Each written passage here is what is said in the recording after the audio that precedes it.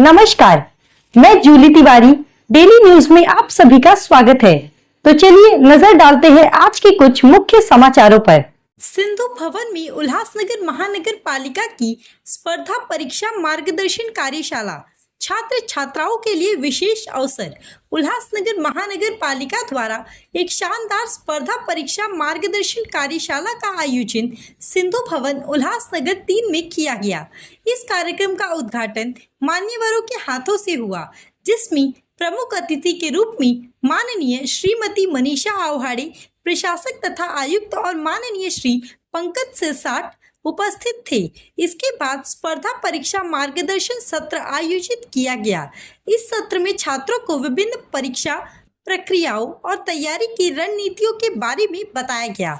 यशवंत विद्यार्थियों का सम्मान समारोह हुआ, जिसमें उनके संघर्ष और सफलता की कहानी साझा की गई। इसके बाद यूपीएससी और एमपीएससी राज्य सेवा परीक्षाओं की तैयारी पर विशेष मार्गदर्शन प्राप्त हुआ, जिसमें प्रा आकाश मनोरी, द यूनिक एकेडमी और श्री मयूर रसाड़ ने अपनी वैल्यूएबल इनसाइट्स दी। साथ ही वहां नेता मंडली भी उपस्थित थी। अंत में पीएसआई, एसटीआई, एएसओ और अन्य परीक्षाओं की तैयारी पर मार्गदर्शन हुआ, जिसमें Girija Bargaje, the unique academy और दीक्षा पाटिल एबीडीओ ने मार्गदर्शन किया। कार्यक्रम के समापन के समय माननीय श्री जमीर लेंगरेकर, अतिरिक्त आयुक्त उल्लासनगर महानगर पालिका ने आभार व्यक्त किया और कार्यक्रम का समापन किया। इस कार्यक्रम में द यूनिक एकेडमी की पुस्तकों को सवलती दरों पर उपलब्ध कराया गया और छात्रों से ऑनलाइन या फोन के माध्यम से नामांकन की प्रक्रिया पूरी करने का अनुरोध किया गया।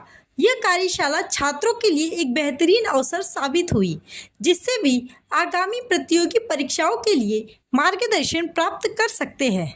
त्यांनी तुम्हाला मार्गदर्शन केलेलं आहे आणि त्यांनी देखील तुम्हाला मार्गदर्शन केलेलं आहे। बरेच व्हिडिओ बघता, सतत काही ना काही तुम्हाला मार्गदर्शन करत।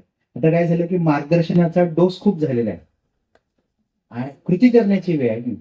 जसं गांधीजींनी सांगितलं होतं की म्हणजे स्वातंत्र्य त्यांच्या करिअरमध्ये काय होतं की केव्हा कुठे थांबायचं हेच कळत नसल्यामुळं स्पर्धा परीक्षामध्ये खरं तर माझ्या बाबतीत स्पर्धा परीक्षा म्हटलं की आजचा काळ खूप बदलला। मी 2012च्या बॅचपासून या महापालिकेत उपायुक्त होतो, तर तो जवळजवळ 10 वर्षाचा कालावधी गेले।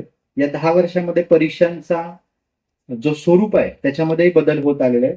मी जुन्या पद्धतीची एमपीएससी, तर याच्या बाबतीत मार्गदर्शन करण्यासाठी वेगवेगळे क्लासेस आहेत, वेगवेगळ्या पद्धतीचे तुम्हाला गायडन्स मिळतं। पण मी काही गोष्टी सांगेन मुलांना की ज्या त्यांनी लक्षात ठेवल्या पाहिजे। आपण स्पर्धा परीक्षांची तयारी का करतो? पदावर आल्यानंतर आपल्याला अधिकार गाजवायला मिळतो, गाडी चांगली मिळते, रुबाब करायला मिळतो, पैसे खूप मिळतात। तर अशा पद्धतीचे कोणी डोक्यात चुकीच्या कन्सेप्ट घेऊन येत असेल प्रशासनात, तर त्या काढाव्यात। जर जास्त पैसे कमवायचे असतील तर खाजगी क्षेत्रामध्ये प्रचंड संधी आहे। सगळ्यात मोठा व्यवसाय करा, व्यापार करा, खूप पैसे मिळतील। पण आयुष्याचा जो शेवट म्हणून आपण आपला माणसाच्या व्यक्तीच्या जन्मापासून मृत्यूपर्यंतचा जो प्रवास आहे एवढाच आयुष्य। या आयुष्यामध्ये आपल्याला खरं तर पैसे किती लागतात, तुम्ही सगळे स्पर्धा परीक्षेचा अभ्यास करत असताना असे अनेक जगातले सत्ताधीश बघितले असतील, हुकुमशाह बघितले असतील की ज्याच्या घरामध्ये सोन्याच्या विटा होत्या, मोठे मोठे राजमहाल होते। रिसेंटली तुम्ही सिरियाची घटना देखील बघितली की जो माणूस 40 वर्ष राज्य हुकुमशाही चालवत होता आणि त्याला कसं पळून जावं लागलं रशियाला। म्हणजे पैसा हे सर्वस्व नाहीये। चांगल्या दर्जाचं चांगलं जीवनमान जगण्यासाठी आपल्याला आवश्यक असा पगार तो सरकारी नोकरीत मिळतो आणि त्यापेक्षा जास्त पैसे मिळवायचे असेल तर तुम्हाला खाजगी संधी खूप प्रचंड आहेत। त्यामुळे विद्यार्थ्यांनी आज तुम्ही सगळेच लोक तक्रार करत असतील, सन्मान्य राजकीय क्षेत्रातले कार्य करणारे पण इथे काही पदाधिकारी आहेत, नगरसेवक म्हणून राहिलेले आहेत। तर आज समाजामध्ये जे काही दिसतं, जसं चित्रपटामध्ये काय दिसतं, जुने चित्रपट बघितले की त्या काळातलं जीवनमान दिसतं, तर आजचे चित्रपट आजचाच समाज जीवन दाखवतो। तर तसं आज जे प्रशासन आहे किंवा आज जे राजकारण आहे, आपणच लोक असे आहोत म्हणून तसं तुम्हाला मिळतंय। यथा राजा तथा प्रजा असं म्हटलं जातं। जसा राजा तशी प्रजा, आणि जशी प्रजा तसा राजा त्याला मिळतो। तर तुम्ही नागरिक म्हणून जर चांगले सुजाण नागरिक बनला आणि त्या पद्धतीचं जर स्वप्न ठेवून तुम्ही जर येत असाल तर नक्की प्रशासनात या। प्रशासनात येण्यासाठी तो बदल असा करतो, तुम्ही सगळे तरुण घरातून येता आणि कॉलेजला जाता किंवा कुठल्या अभ्यासाला जाता, कुठलं करिअर करता, हे बऱ्यापैकी आईवडिलांना माहिती असतं नसतं. आणि तुम्ही कुठली स्पर्धा देता, कुठली परीक्षा देता, तो कुठल्याही प्रकारचं ग्रॅज्युएशन करायचं असेल तर एंट्रन्स एक्झाम देता. तर त्याच्यासाठी आई वडिलांच्या काय अपेक्षा आहेत तुमच्याकडून, आणि एक अधिकारी घडवत असताना त्या आई वडिलांना काय करावं लागतं. तर याच्यासाठी मी आपल्या उल्हासनगर शहरातील IAS ऑफिसर झालेले अभिषेक तालू यांचे व्यासपीठावर निमंत्रित करतो आणि त्यांनी एक वडील या भूमिकेतून खरं मार्गदर्शन करावं. IAS पदासाठी नियुक्त झालेले आहेत. सरांचं शिक्षण आपल्या उल्हासनगर कल्याणमध्ये झालेलं आहे. सोबतच सर या आधी IRPS या महत्वाच्या पदावर कार्यरत होते. ती पण त्यांची सिलेक्शन UPSC मार्फतच झाली होती आणि ह्या वर्षी साहेबांचे सिलेक्शन IAS या पदासाठी झालेलं आहे. पुढची मध्ये तुम्हाला साहेब प्रमुख साहेब देतील. धन्यवाद. वेंगेकर साहेब इथे आले आणि आम्हाला प्रश्न टाकून दिले. तुमच्या सर्वांचं घ्यायचं होतं, पण वेंगेकर साहेब म्हणजे या महानगरपालिकेवर शहर घडवण्यामधला महत्वाचा दुवा आहे. शहर घडवणे ही व्यापारी असलेलं उल्हासनगर शहर, याला शैक्षणिक जोड कशी द्यावी, मी बऱ्याचदा अनुभव घेतले यांचे. साहेब जेव्हा पनवेलला असायचे त्यावेळेस मला वाटतं उल्हासनगरचे प्रश्न मी जेव्हा सातत्याने उचलायचो त्यावेळेस मार्गदर्शन म्हणून लेंगरेकर साहेब मला पनवेलवर मदत करायची. कदाचित आठवत असेल तुम्हाला. अभिषेक ताले हा सुभाष टेकडी परिसरात राहणारा 4 नंबर परिसरात, मी 97 पासून नगरसेवक असता तो जेव्हा शाळेत जायचा त्यावेळेस मी झोपलेलो असायचो आणि मी जेव्हा यायचो तेव्हा तो झोपलेला असायचा. म्हणजे होली फॅमिली शाळेमध्ये शिकताना 10वी पर्यंत शिकताना त्याची माझी भेट पण वाचायची. म्हणजे असं ते एकंदरीत वातावरण, आणि या वातावरणामध्ये जिद्दीनं आणि नेटानं जेव्हा एक ध्येय घेऊन जर काम करत असेल तर तो माणूस निश्चित यशस्वी होतो. ग्रॅज्युएशन झालं. ग्रॅज्युएशन नंतर 2015-16च्या वेळेस 16ची बॅच पहिली UPSC पहिल्या ह्याच्यात क्रॅक झाला, पण तो 870वा नंबर होता. आमच्या उल्हासनगरचा विकास व्हावा हे माझं स्वप्न होतं. मी नगरसेवक म्हणून जेव्हा काम करत असतो 97 पासून काम करते, एक उल्हासनगरचा विकास झाला पाहिजे, त्या विकासाला चालना मिळाली पाहिजे हे ध्येय घेऊन मी काम करत असताना माझा कोणीतरी जवळचा माणूस किंवा मुलगा हा अधिकारी व्हावा, हा IAS व्हावा, या दृष्टिकोनातून आपले प्रयत्न चालू होते. वेगवेगळ्या संस्थांशी आपण सातत्याने संपर्कात होतो. तुमचं SST कॉलेज, त्यांची पण मला बरीचशी प्रेरणा होती. इतर काही संस्था आहेत त्यांची प्रेरणा होती. पण त्यानंतर उल्हासनगरचा विकास झाला पाहिजे अशी मनीषा जेव्हा आपण बाळगली तेव्हा आपल्या मनीषा आवाळे इथे आलेले आहेत. तेव्हा हे सर्वांचं स्वप्न आहे. आपल्या व्यापाऱ्यांचं, व्यापारी लोक पण इच्छुक आहेत, इथलं कामगार वर्ग इच्छुक आहे, इथला मध्यमवर्गीय इच्छुक आहेत की इथला शहराचा विकास झाला पाहिजे. आणि या दृष्टिकोनातनं जेव्हा महानगरपालिका झाली त्यानंतर सातत्यानं येणारे जे अधिकारी आहेत हे अधिकारी जनरली उल्हासनगरमधनं फार कमी येतात, जवळपास नाही. आणि या अधिकाऱ्यांच्या मार्फत उल्हासनगर शहराचा विकास घडवताना मला असं वाटलं की एखादा आपल्या शहराचा माणूस पण इथं आला पाहिजे, शहरात राहणारा माणूस इथं आला पाहिजे, या दृष्टिकोनाने आपले प्रयत्न केले.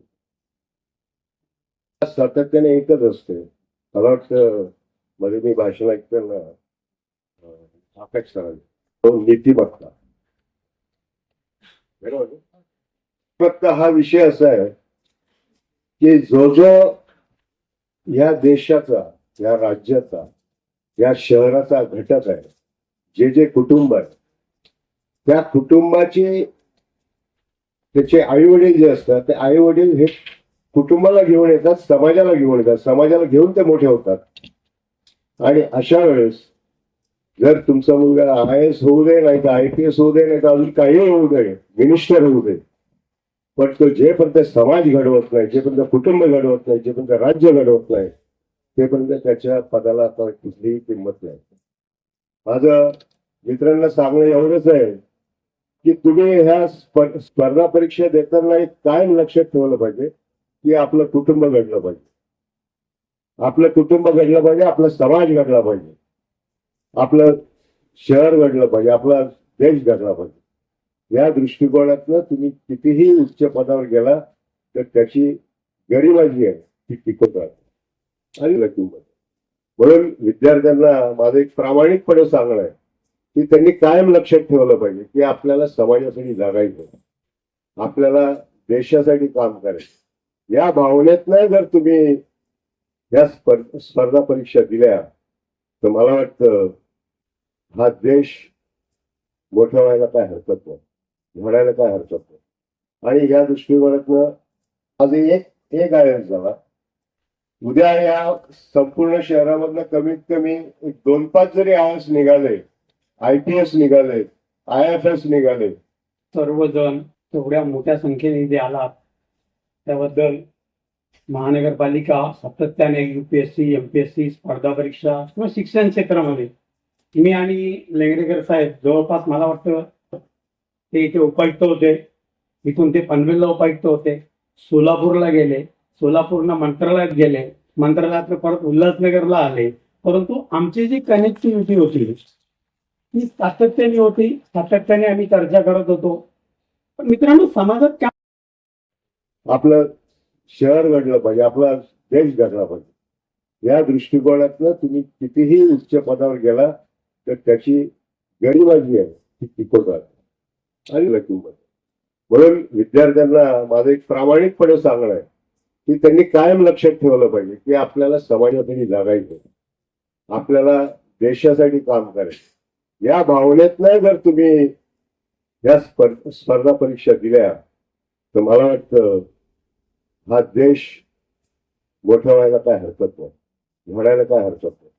आणि या दृष्टिकोनातनं आज एक IAS झाला, उद्या या संपूर्ण शहरामधनं कमीत कमी 2-5 जरी IAS निघाले, IPS निघाले, IFS निघाले, सर्वजण तेवढ्या मोठ्या संख्येने इथे आलात त्याबद्दल महानगरपालिका सातत्याने UPSC MPSC स्पर्धा परीक्षा किंवा शिक्षण क्षेत्रामध्ये मी आणि लेंगरेकर साहेब जवळपास मला वाटतं ते इथे उपायुक्त होते, इथून ते पनवेलला उपायुक्त होते, सोलापूरला गेले, सोलापूरनं मंत्रालयात गेले, मंत्रालयात परत उल्हासनगरला आले. परंतु आमची जी कनेक्टिव्हिटी होती ती सातत्याने होती, सातत्याने आम्ही चर्चा करत होतो. पण मित्रांनो समाजात काम करत असताना आपण समाजाचं काहीतरी देणं लागतो. आपण जन्माला आलोय, माझ्या कुटुंबासाठी जगलो म्हणजे माझं जीवन सफल झालं असं होत नाही. पण जो समाज आपल्या शहरामध्ये, आपल्या देशामध्ये, आपल्या राज्यामध्ये असतो त्याचं सुद्धा आपण काही ना काहीतरी देणं लागतो आणि ते ऋण फेडल्याशिवाय आपण इथून जाऊ शकत नाही. मित्रांनो मी शिक्षण क्षेत्रामध्ये गेले जवळपास 22 ते 24 वर्ष काम करतोय.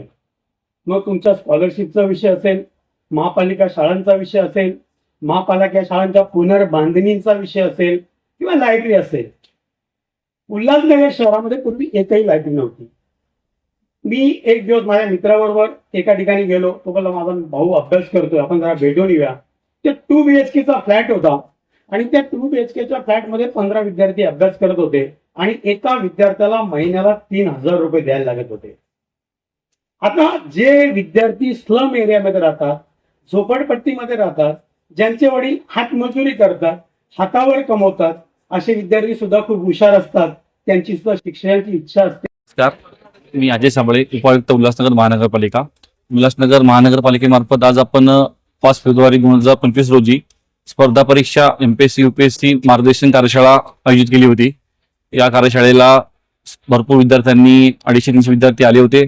त्यामध्ये बऱ्यापैकी विद्यार्थ्यांचं मार्गदर्शन करण्यात आलं. विद्यार्थ्यांच्या प्रश्न ज्या अडीअडचणी आहेत त्या समस्या समजून घेण्यात आल्या. आजच्या कार्यशाळेमध्ये माननीय अतिरिक्त आयुक्त जिनेश लेंगरे सर, माझे सहकारी, माझे उपायुक्त, सहायुक्त, संबंधित अधिकारी सगळे उपस्थित होते. त्या कार्यक्रमामध्ये बऱ्यापैकी खूप छान प्रतिसाद मिळाला असून विद्यार्थ्यांनी असे शिबिर वेळोवेळी राबवावे असं सगळ्यांची विनंती आहे. आणि त्या अनुषंगाने आम्ही महापालिका म्हणून कटिबद्ध आहोत की उल्हासनगर महापालिकेमार्फत जेवढ्या काही स्पर्धा परीक्षा क्षेत्रामधले विद्यार्थी आहेत त्यांना काय अडचणी असतील, त्यांच्या समस्या असतील, त्यांच्या लायब्ररीचे प्रश्न असतील, त्यांच्या पुस्तकांचे विषय असतील, आपण त्यावर त्यांना योग्य वेळी प्रत्येक वेळी आपण त्यांच्या मागे आहोत आणि त्यांना वेगवेगळे आपण सगळं सहकार्य करणार आहोत. आणि असंच आम्ही वेळोवेळी कार्यक्रम घेत राहू. धन्यवाद. आधी डॉक्टर बाबासाहेब आंबेडकर अभ्यासिका विद्यार्थ्यांसाठी कार्यान्वित आहे आणि लवकरच आम्ही सुसज्ज अशी लायब्ररी विद्यार्थ्यांकरिता उपलब्ध करून देणार आहोत. धन्यवाद. तो आज के लिए बस इतना ही. कल फिर मिलेंगे इसी समय इसी चैनल पर. तब तक के लिए मुझे दीजिए इजाजत. धन्यवाद.